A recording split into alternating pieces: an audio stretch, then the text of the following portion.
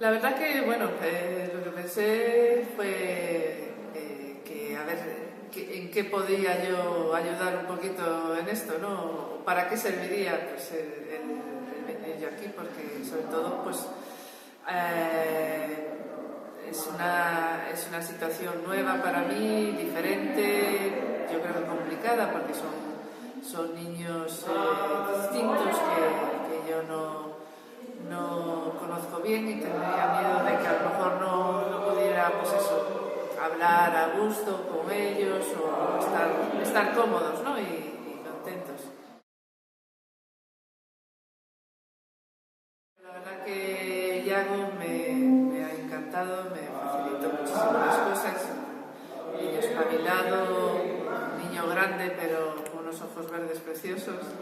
Y sinceramente te sientes pues como si los conocieras de toda la vida, ¿no? Entonces ves la ilusión, el interés que muestran ellos por estar con nosotros, sea haciendo fotos o contando su vida o jugando a ser mayores, y la verdad que es entrañable, ¿no?